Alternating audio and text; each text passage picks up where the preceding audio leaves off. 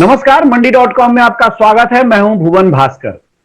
मंडी.com में जैसा कि आप जानते हैं, हर हफ्ते हम बात करते हैं खेती और किसानी से जुड़ी किसी न किसी बात पर, और खेती और किसानी में भी खास तौर से मंडी.com का जोर जो होता है वो पोस्ट हार्वेस्ट मैनेजमेंट एक्टिविटीज पर होता है, जिसमें कि हम मार्केटिंग के अलग अलग तरीकों पर भी बात करते हैं, और जो खास तौर से आधुनिक तरीके जो देश भर में अलग अलग लोगों द्वारा अपनाए जा रहे हैं, किसानों द्वारा अपनाए जा रहे हैं और एंटरप्रेन्योर्स द्वारा अपनाए जा रहे हैं, उस पर हमारा विशेष जोर होता है। इसी कड़ी को, इसी क्रम को हम आज भी बढ़ाने जा रहे हैं, और इस दौरान अपने साथ हमने एक बहुत ही खास शख्सियत को इस कार्यक्रम में जोड़ा है। उनसे हम आपका परिचय करा देते हैं। हमारे साथ आज कौशलेंद्र जी जुड़ रहे हैं, जो बिहार के पटना से हमारे साथ हैं, और आप में से बहुत सारे लोगों ने कौशलेंद्र जी का नाम पहले भी सुना होगा।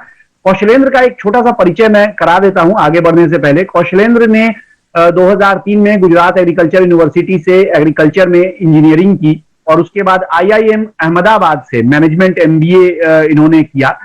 उसके बाद इन्होंने कॉरपोरेट में नौकरी न करके कुछ और सोचा, खेती की ओर। जैसा कि आप देख सकते हैं, उनका पहला बैकग्राउंड भी जो था वो खेती का था, तो उन्होंने खेती में कुछ अलग करने का सोचा। क्या अलग करने का सोचा, क्या किया है, ये सब उनसे हम कार्यक्रम के दौरान जानेंगे। फिलहाल ये है कि बिहार के 9 जिलों में करीब करीब 50,000 किसानों के साथ वो काम कर रहे हैं, और 16 फार्मर प्रोड्यूसर कंपनी जो किसान उत्पादक संगठन है, FPOs, वो उन्होंने प्रमोट भी किए हैं। यानी उनकी प्रेरणा से ऐसे 16 FPOs हैं जो काम कर रहे हैं। बहुत बहुत स्वागत है आपका कौशलेंद्र हमारे इस कार्यक्रम में आज। नमस्कार भुवन जी, एंड जितने भी दर्शक हैं, श्रोता है, सभी को मेरा नमस्कार जी। तो कौशलेंद्र, पहला सवाल मैं आपसे यही करूंगा, ताकि हम जब दर्शक हमारे आगे कार्यक्रम देखें तो उनको समझ में आए कि आखिर IIM जैसे इंस्टीट्यूट से, बहुत लोगों ने आपसे ये सवाल शायद पहले भी पूछा ही होगा, IIM जैसे इंस्टीट्यूट में जहां की एडमिशन पाना भी युवाओं का एक सपना होता है, और वहां से निकलते ही, या कहा जाए कि निकलने से पहले ही, युवा अपने बैंक अकाउंट के बारे में सोचना शुरू कर देते हैं कि महीने की कितनी तनख्वाह गिरेगी उनके अकाउंट में। आपने यहां से निकल के और एक बिल्कुल ही अनिश्चित माहौल वाले, और ऐसे एक माहौल में जिसमें लोग आमतौर पर अपने बच्चों को डराने के लिए कहते हैं कि पढ़ोगे नहीं तो खेती करनी पड़ेगी, वहां क्यों जाने का सोचा आपने? भुवन जी, कहावत तो ये भी है कि नौकरी करो तो सरकारी, नहीं तो बेचो तरकारी। तो तो कहीं ना कहीं उसी कहावत को चरितार्थ करते हुए, बट जोक से पार्ट, एक चूंकि बोर्न एंड ब्रॉट अप, पैदाइश बिहार में है, और जो सरकार का जो स्कूलिंग सिस्टम है उसी से निकला हुआ एक प्रोडक्ट हूं मैं, एक उत्पाद हूं। और शुरुआत से लेकर के, चाहे बचपन का प्राथमिक विद्यालय हो या नवोदय विद्यालय हो, फिर साइंस कॉलेज, फिर engineering college Gujarat agriculture university का, IIM अहमदाबाद, सारे सरकारी संस्थान। आपने क्या शुरुआत की करना, और जो आपने सोचा वो क्यों सोचा, और कैसे आपने शुरू किया अपना काम? शुरुआत मंशा ये थी कि अपना जो राज्य है, अपना जो क्षेत्र है, पढ़ाई कर करके वहां लौट करके जाऊं, वहां काम करूं, क्योंकि मानव संसाधन होता है वो सबसे बड़ा होता है, और वही किसी भी क्षेत्र को विकसित करने के लिए जरूरी होता है। और चूंकि मैं नालंदा जिले से बिलोंग करता हूं, और नालंदा जिले सब्जी के उत्पादन में काफी आगे रहा है बहुत पहले से, और मैं भी एक ग्रामीण परिवार से ताल्लुक रखता हूं, बिलोंग करता हूं, आज भी अपनी खेती स्वयं करता ही हूं मैं। तो था कि चलो एक सब्जी से ही शुरुआत करते हैं, एक सब्जी जो कि कई गरीब किसान, छोटे मोटे किसान हैं, उनके लिए वरदान साबित होती है। और जो बचपन से देखा था कि जो गांव सब्जी की खेती में लग जाता है, वो गांव दूसरे गांवों से बिल्कुल अलग होता है। वहां सुख, शांति, अमन, चैन, समृद्धि अपने आप आ जाती है, क्योंकि खेती में काम आप इतना करते हो कि किसी दूसरे काम के लिए आपके पास समय नहीं होता है जी। और सब्जी की खेती जो होती है वो रेगुलर कैश फ्लो जनरेट करता है, तो एक तरीके की समृद्धि आ जाती है उस गांव में। हर एक परिवार में और सबके बीच में, क्योंकि उनके पास कैश होता है डील करने के लिए सब चीज को। तो ये तो सब्जी की बात हो गई कि आपने पहले उत्पाद तो चुन लिया कि आपको सब्जी में काम करना है, लेकिन किस तरह से इंटरवेंशन करना है ये आपने कैसे सोचा उस समय जब आप वहां गए? अपना जो भी आपका थॉट था, बिजनेस आइडिया था लेकर, उस समय क्या स्थिति थी जिसको आपको लगा कि अगर बदली जा सके तो ये आपके लिए भी और किसानों के लिए भी बेहतर होगा? आने के बाद मैनेजमेंट बैकग्राउंड से आता हूं, तो आने के बाद बेसलाइन सर्वे किया पूरा। शुरुआत तो मैंने 2006 में ही कर दी थी कि भारत के विभिन्न मंडियों का जा करके वहां सर्वे करना, समझना, जैसे अहमदाबाद, मुंबई, दिल्ली, इन सारी मंडियों को मैं 2006 में ही जाके सर्वे किया था।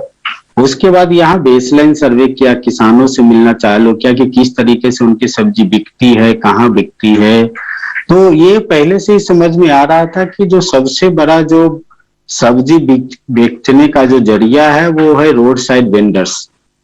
और बहुत सारे जो समस्याएं हैं सब्जी में कि वो एक कमोडिटी है और हाईली पेरिसेबल, जहाँ पे लॉसेस काफी ज्यादा है और इंफॉर्मेशन का फ्लो बहुत कम होता है, और होता भी है तो बहुत सारे गेट कीपर्स हैं।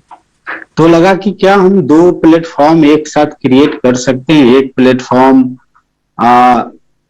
फार्मर साइड पे जहां पे चीजों को एग्रीगेट किया जाए, और दूसरा प्लेटफॉर्म जो बायर्स हो, वेंडर्स हो, बायर या बड़े बड़े रिटेलर्स हो, उनका एक प्लेटफॉर्म क्रिएट किया, दोनों को लिंक कर दे जी। यानी तो इसके साथ ये शुरुआत सर्वे यानी कौशलेंद्र आपने किया, उसमें एक तो पहले अपने प्रॉब्लम एरिया ढूंढ लिया कि कहाँ कहाँ समस्याएं कहाँ कहाँ हैं, और फिर आपने उसके समाधान के लिए एक मोटा मोटा एक योजना बनाई कि बायर्स और सेलर्स को आपस में जोड़ा जाए।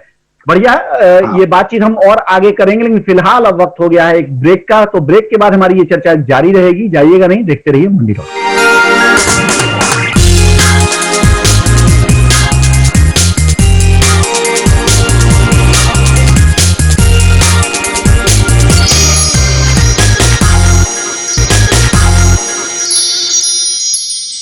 एक बार फिर स्वागत है आपका मंडी.com में। हम बात कर रहे हैं आज जाने माने एग्री एंटरप्रेन्योर कौशलेंद्र से। कौशलेंद्र बिहार के नालंदा जिले से आते हैं। IIM करने के बाद उन्होंने नौकरी न करके खेती में, और खासतौर से जैसा कि अभी कार्यक्रम के पहले हिस्से में उन्होंने बताया, जो सब्जियां उत्पादन करने वाले किसान थे उनके साथ मिलकर काम करने का फैसला किया।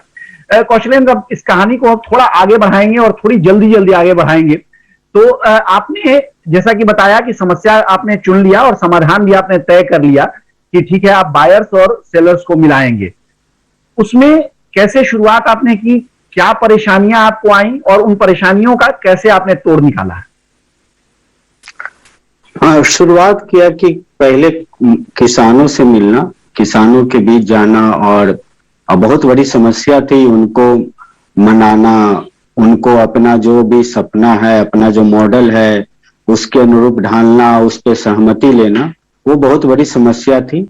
और किसानों ने हर तरीके से परीक्षा ली उनकी, क्योंकि क्रेडिबिलिटी एक बहुत बड़ा इशू होता है, और खास करके जब आप ज्यादा पढ़े लिखे होते हैं तो ज्यादा बड़ा इशू होता है, क्योंकि उनको एक डर होता है कि अगर मैं इससे जुड़ गया और कल को ये निकल लिया तो मैं तो फिर वही रास्ते पे आके खड़ा हो जाऊंगा। तो एग्जिस्टिंग सिस्टम को लोग छोड़ना नहीं चाहते हैं। तो कभी किसानों ने सुबह 4 बजे बुलाया, कभी रात को 8 बजे बुलाया, अलग अलग तरीके से कि आदमी आता है या नहीं। तो वो किया। दूसरे साथ जो दिक्कत थी, पूरा जो सिस्टम था, किस तरीके से ठेले पे बिकेगा, ठेला किस तरीके का होगा। तो चूंकि एग्रीकल्चर इंजीनियरिंग बैकग्राउंड से आता हूँ, तो ठेले का रीडिजाइनिंग पे काम करना शुरुआत किया, और हम लोगों ने एक ठेला भी बनाया, उसको पूरा डेवलप किया। किस तरीके से लकड़ी का ठेला हटा करके उसको प्लास्टिक का पूरा लेकर के आया, जो कि उससे ज्यादा मजबूत और ज्यादा टिकाऊ और ज्यादा हल्का। क्योंकि एक बहुत बड़ा सर्वे में आ रहा था कि टाइम विंडो कम होता है सेल करने का वेंडर के पास, और उसके पास माल ही कम होता है। अच्छा कौशलेंद्र, माल अब कैसे बढ़ाओ? मैं चाहूंगा कि थोड़ा सा बहुत संक्षेप में आप एक बार, क्योंकि कहानी के अंदर हम लोग चले गए हैं, लेकिन जो आपका मॉडल क्या था वो अभी आपने एक बार बताया नहीं, तो एक बार संक्षेप में अगर आप ये बता दें तो लोगों को समझने में आसानी होगी। कि जैसे आपने कहा कि बायर्स को आपने इकट्ठा किया, सेलर्स से आपने कांटेक्ट किया, और आपने फिर ठेले को, जो रेहड़ी है, उसको आपने प्लास्टिक से रीडिजाइन किया, लेकिन उससे कैसे आपने सोचा, क्या मदद उससे मिलने वाली थी बेचने में? क्योंकि असल जो समस्या है वो समस्या जो जो अभी आप बता रहे थे कि पेरिशेबिलिटी है, या मान लीजिए कि भाव बहुत ज्यादा सब्जियों में गिर जाना होता है समय समय पर, तो ये जो समस्याएं हैं उसको रोकने के लिए एक एक अपने मॉडल के बारे में अगर आप बताएं संक्षेप में, कि कुल मिलाकर किस तरह से आपने सोचा, कैसे काम शुरू किया? हाँ, मॉडल बड़ा सिंपल है कि फार्मर्स को एग्रीगेट करना, एग्रीगेट मतलब विलेज लेवल पे शुरुआत किया था, और हमने पटना में एक सेंटर बनाया जहां सारी सब्जियां, फल सब्जियां आती थी, और जहां उसकी साफ सफाई एंड फिर ग्रेडिंग होता है, और ग्रेडिंग होने के बाद क्वालिटी डिसाइड हो जाता है, और उस क्वालिटी के अनुसार फिर जो मॉडर्न रिटेलर्स हैं या वेंडर्स हैं या हमारे जो बड़े होलसेलर्स हैं जो फिर हमसे लेते हैं, उनके बीच वो जाता है। और कंसेप्ट जो शुरुआत इसमें कौशलेंद्र, हाँ, आप जब खरीदते हैं किसानों से सब्जियां, तो उनको पेमेंट आप उसी समय कर देते हैं, या आपका माल जो बिकता है उससे कहीं उसका कुछ लिंकेज है? नहीं, उससे कोई लिंकेज नहीं है। कोई भी किसान उससे लिंकेज नहीं चाहता है, प्रैक्टिकली यही है। क्योंकि कोई भी अपना माल बेचना चाहता है तो वो चाहता है कि हमारा मूल्य तय हो, और वो मूल्य तय होता है। अब तो एक मॉडल बन गया है मूविंग एवरेज का, उसके अनुसार मूल्य तय हो जाता है। तो ऐसे इमेजिन कीजिए कि अगर उनसे कद्दू खरीदा गया है 12 रुपए, तो हो सकता है वो 10 में भी बिकेगा, 15 में भी बिकेगा। लेकिन अगर पूरा एवरेज देखेंगे तो 6 महीने का या साल का एवरेज, तो किसान को भी फायदा हो रहा है, बीच का जो सिस्टम है उसको भी हो रहा है, वेंडर्स को भी हो रहा है। लेकिन तो इस तरीके से वो चल। लेकिन जैसे आपने कद्दू की बात की, या हम किसी भी सब्जी की बात कर लें, टमाटर और प्याज तो बहुत बदनाम है इस मामले में कि कभी कभी तो 2 रुपए का भी भाव दिखता है और कभी 100 रुपए भी भाव जाता है, लेकिन बाकी सब्जियों में भी वोलेटिलिटी इसी तरह की रहती है और कोई भरोसा नहीं है कि कौन सी सब्जी किस भाव आ जाएगी। तो आप कैसे इसको, अगर हम दोनों ही बातें कहें, एक तो आपका जो बिजनेस है उसको बचा के चलें, वो आपका बिजनेस दिवालिया न निकल जाए आपका, और दूसरी तरफ किसान को भी बहुत नुकसान ना हो जाए, तो इन दोनों को कैसे आप संभालते हैं? कैसे आप ये इंश्योर करते हैं कि उनको भी बेहतर प्राइस मिले, और फिर उनसे लेने के बाद आपका भी जो प्राइस है वो ऐसा ना हो कि एकदम आपके 10 रुपए का लिया हुआ माल 50 पैसे निकले?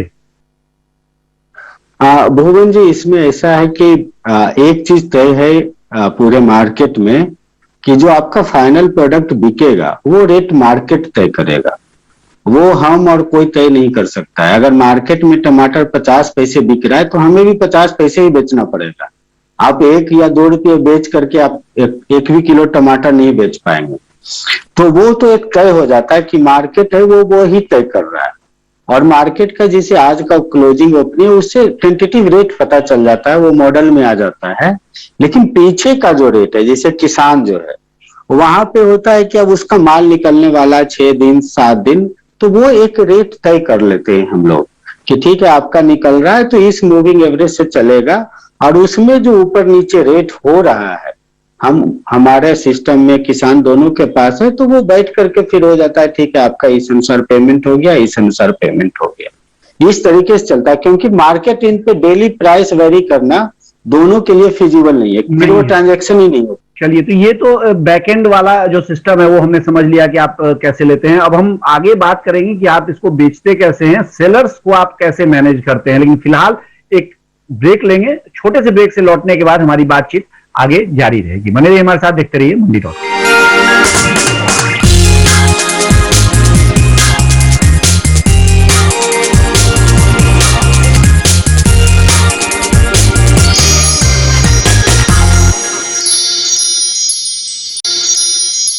एक बार फिर स्वागत है आपका मंडी.com में। हम बात कर रहे हैं आज सब्जियों के एग्री एंटरप्रेन्योर कौशलेंद्र से। कौशलेंद्र जो IIM अहमदाबाद से निकलने के बाद से लगातार सब्जी किसानों के साथ मिलकर उन्होंने अपना पूरा एक बिजनेस मॉडल खड़ा किया है, और ये बिजनेस मॉडल ऐसा है जिसमें कि उनका प्रयास ये रहता है कि किसानों को भी बेहतर भाव बाजार के हिसाब से मिल सके और उनका बिजनेस भी अच्छा चल सके। और इस पूरे दौरान उन्होंने कुछ FPOs भी प्रमोट किए हैं, करीब 16 FPOs प्रमोट किए हैं, और 50,000 किसानों के साथ मिलकर कौशलेंद्र काम कर रहे हैं बिहार के करीब 9 जिलों में। कौशलेंद्र, अभी हम बात कर रहे थे, ब्रेक पे जाने से पहले हमने समझा कि आप किसानों से कैसे माल खरीदते हैं। कैसे बेचते हैं आप? क्योंकि जैसे शुरू में आप भी कह रहे थे कि सब्जियों में एक बड़ी समस्या होती है बेचने के लिए, क्योंकि बहुत पेरिशेबल है, तो आढ़तिये भी जानते हैं कि पेरिशेबल है, तो इसलिए वो अपने हिसाब से भाव देते हैं और किसान के पास कोई विकल्प नहीं रहता है उसी भाव पर देने के अलावा। आपने क्या तो ढूंढा है इसका? हाँ, बेचने में एक चीज जो सर्वे में निकल के आ रहा था कि यह जो प्रोडक्ट है वेजिटेबल्स, खास करके वेजिटेबल, फ्रूट्स थोड़ा सा अलग डायनेमिक है, खास करके जो वेजिटेबल्स है एक साथ आपको बहुत जगहों पे अवेलेबल होना है सेल होने के लिए।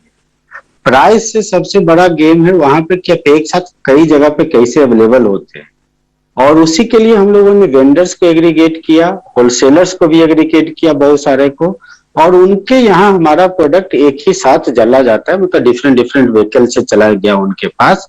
और वहां पे जो रेट डिसीजन है, जैसे लेट से कल का भिंडी खत्म हुआ था 12 रुपए, तो आज का जो आवक है सब कुछ है उस पे होकर के वो तय होगा, या तो 11 होगा या 12 या 13 तो होगा। अभी कौशलेंद्र, अभी आप कितने लोकेशंस पे अपना स्टोर आपने किया है? कितने रिटेलर्स से आपका एक गठजोड़ है? कितने किसानों से आप खरीदारी कर रहे हैं और कितना आपका टर्नओवर जा रहा है? कितने साल लगे हैं यहाँ तक पहुंचने में आप?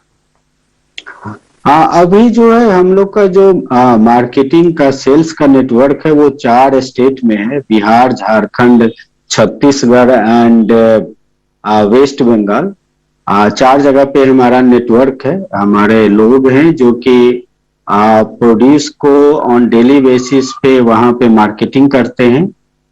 बिहार से बाहर सभी जगह पे होलसेल ज्यादा होता है, होलसेल में ज्यादा जाता है, और बिहार में रिटेलर्स को जाता है, और इन 4 स्टेट में फिर होलसेल के साथ जो मॉडर्न रिटेलर्स हैं उनको जाता है, जैसे बिग बाजार, बिग बास्केट, रिलायंस, इन सारे लोगों को जाता तो है। ये चारों राज्यों में आप बिहार से ही किसानों से खरीदारी करके भेजते हैं या वहां के भी किसानों से आप खरीदारी कर रहे हैं?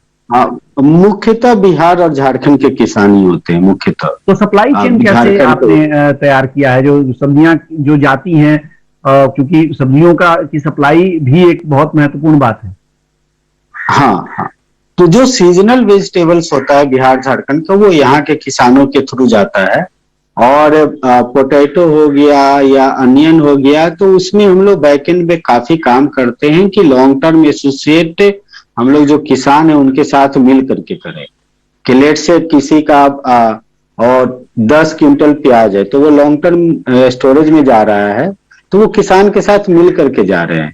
किसान के यहाँ ही प्रोड्यूस है, किसान ही अपने यहाँ रख रखा है, लेकिन ये है कि आपको हमें ही देना है, और वो उसमें जो भी मार्केट रहेगा अकॉर्डिंगली आपको ये पैसे मिलेंगे। तो किसान के लिए ठीक है कि उसके लिए एश्योर्ड है कि बिकना तय हो गया। लेकिन तो कौशलेंद्र जी, जो सब्जियों की, जो मैं पहले भी जिक्र कर रहा था, सब्जियों के किसानों का जो सबसे बड़ा रोना है वो यही है कि उनको जो हम बात कर रहे थे कि वो 50 पैसे 1 रुपए, जो अक्सर हम हर सीजन में किसी न किसी इलाके के बारे में ये खबर आ ही जाती है कि लोगों ने ट्रैक्टर ट्रॉली अपनी उलट दी सड़क पर या उसको वहीं खेत में छोड़ दिया।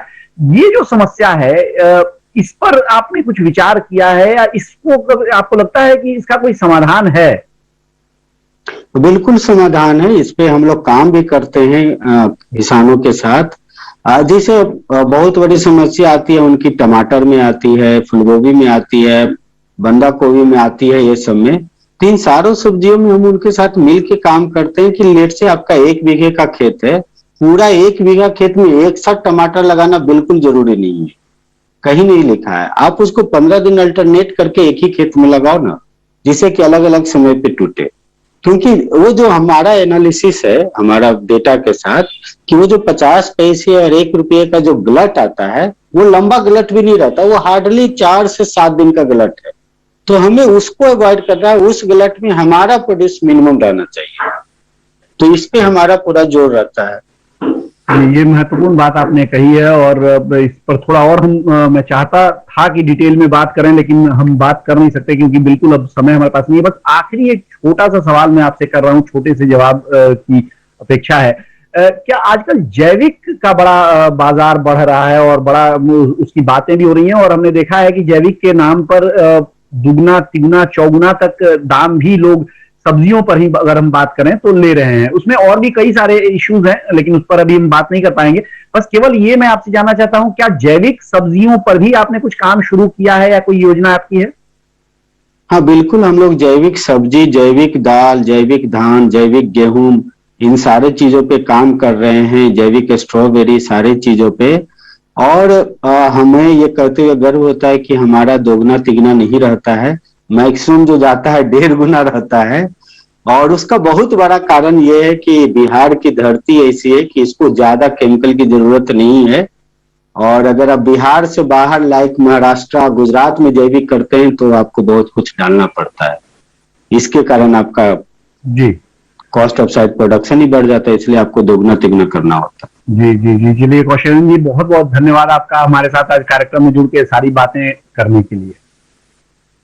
या धन्यवाद धन्यवाद। तो ये थे कौशलेंद्र जी, जिनसे हम बात कर रहे थे आज उनके एंटरप्रेन्योरशिप के बारे में और जो जो उन्होंने काम किया है। और बहुत सारी, आपको भी ऐसा लग रहा होगा कि बात कुछ हुई नहीं और बहुत सारी बातें थी जो निकल के आ सकती थी, लेकिन मुझे बार बार बीच में ही कौशलेंद्र जी को रोकना पड़ रहा था, इसलिए कि समय हमारे पास नहीं था और मैं चाह रहा था कि ज्यादा से ज्यादा सवाल मैं उनसे कर सकूं। हम कोशिश करेंगे कि बाद में फिर कभी कौशलेंद्र जी को बुलाए कार्यक्रम में और जो बातें छूट गई हैं उनसे फिर हम समझें। लेकिन फिलहाल मंडी.com से अब मुझे दीजिए इजाजत, क्योंकि अब हो गया है समय। लेकिन बने रहिए हमारे साथ, देखते रहिए डीडी किसान, क्योंकि डीडी किसान पर कार्यक्रमों और खबरों का सिलसिला जारी है। आपकी राय हमारे लिए बहुत महत्वपूर्ण है। आप हमारे टोल फ्री नंबर पर कॉल कर सकते हैं और अपनी राय दे सकते हैं। साथ ही आप ईमेल के जरिए भी हमें अपनी राय दे सकते हैं। हमारा ईमेल पता है ncdexmandi@gmail.com।